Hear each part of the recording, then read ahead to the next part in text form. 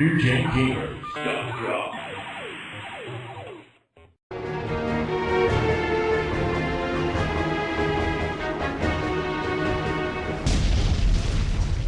I'd just throw it right to you.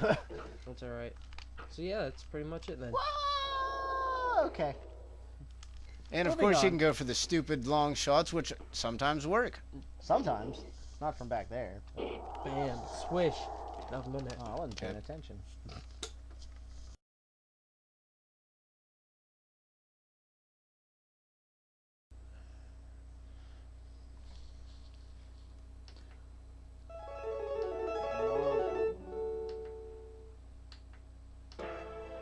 Video. Alright, continuing on. We are doing X-Men Mutant Apocalypse. This is one of the Capcom licensed games, one of the first ones they did with the Marvel license. And they did a lot of good games with the Marvel license. Let's try the mission mode.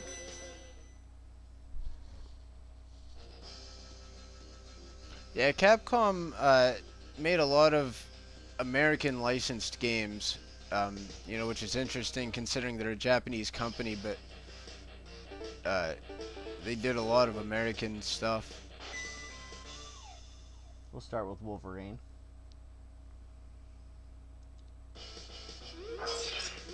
Wow. Graphics are pretty sweet on this. Yeah, this is not too bad. It's a hack and slash game. Yeah, your standard superhero, like, Capcom 'em up Capcom hack and slash games. They made some of the best ones, and you know, the Final Fight series was huge on the arcade and Super Nintendo scene. And that Grenader's getting on my nerves.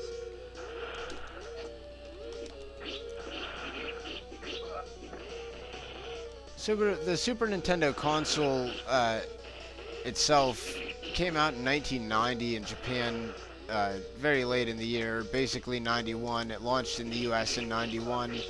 And when it came out, it was definitely an upgrade for the Nintendo Entertainment System. It was definitely an upgrade from the NEC TurboGrafx system, TurboGrafx, right? Yeah, TurboGrafx. Yeah, which The Turbo Duo was the CD. which we at some point need to get a hold of one of those, and also the Genesis.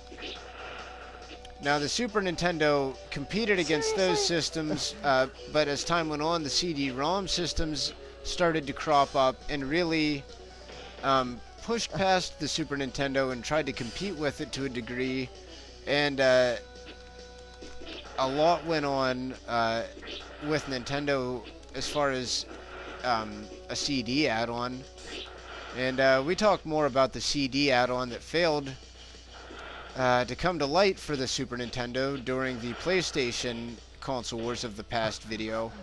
Damn it! Because that's what the Super NES CD became, was the PlayStation.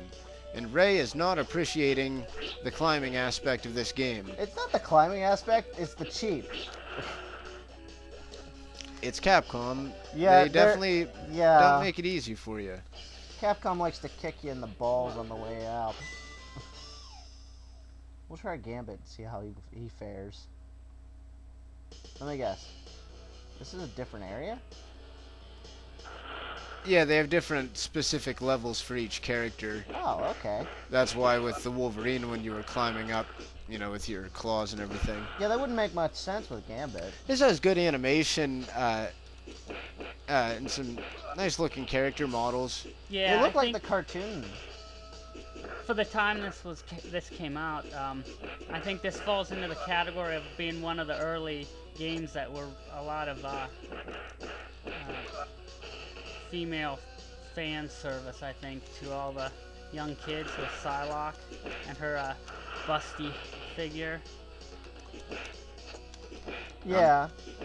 Yeah, I mean, I wasn't thinking about that when I was 10, but It took me a couple of years. But for the 13-year-olds... The 13-year-olds loved it. Now, this is, of course, using a lot of the characters from the animated series and the comic series that went with that. Yeah, So, they look a lot like the animated characters. yeah. They did a really good job, as you can see with, like, how they did with the... Like, it actually looks hand-drawn by a Marvel artist. Yeah, they really do have great character models in this. And that's something that the SNES should be remembered for, is it had some of the best hand-drawn animation, and probably the last system to support hand-drawn animation as a mainstream console, because after this, everything went rendered in 3D. Yeah. So this was one of the last vestiges of hand-drawn animation. This is Yeah, kinda tricky. and also, you know, it was the last great 2D system, and before pretty much everything had to go 3D once the technology was feasible and the power was there. And for good or bad, you know, that's just the evolution of things. Yeah. Not that we don't still see side-scrolling games and things of that nature, These but games still exist. yeah, they still exist, but it definitely shifted the way games are designed. And Ninja Gaiden lasted fairly well, even into the Genesis era, which is basically this era. And it was a straight up side scroller, and not to take away from the gameplay, anything unique this game has, which I don't even know what all, but it's very similar to Ninja Gaiden on the Genesis. I mean, the colors and the size of your character. They love to make characters bigger all of a sudden, I think, around this time. Yeah, the NES, you noticed there was more background than, like, character, but in the Super Nintendo and Genesis era, your character took up about a third of the screen. yeah, everything got bigger. And as we were discussing earlier, Especially bosses. yeah, the bosses were gigantic, and they had the ability to have a lot larger scale. And we're not going to look at any RPGs here in this collection, but if you want to see more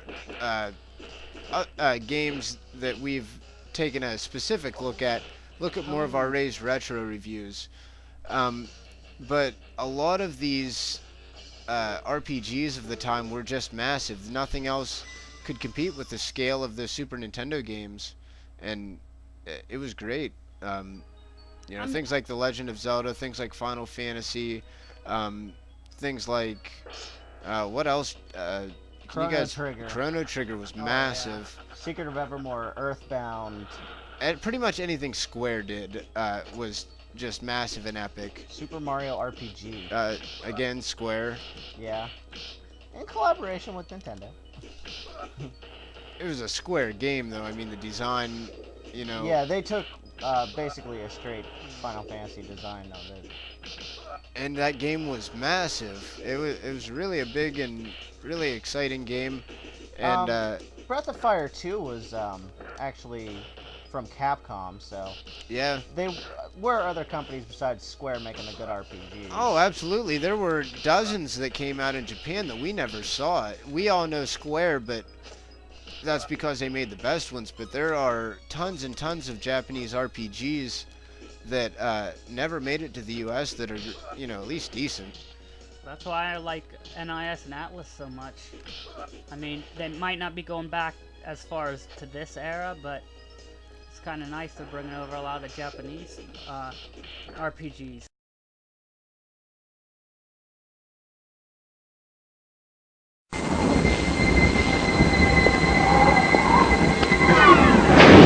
When you decide to step up to this kind of power, this kind of challenge, this kind of flying, crashing, feeling, when you decide to get serious, there's only one place to come, the games of Super Nintendo. No one else creates this kind of experience, because no one else creates these kinds of games. Now you're playing with power, superpower. UJGamers.com.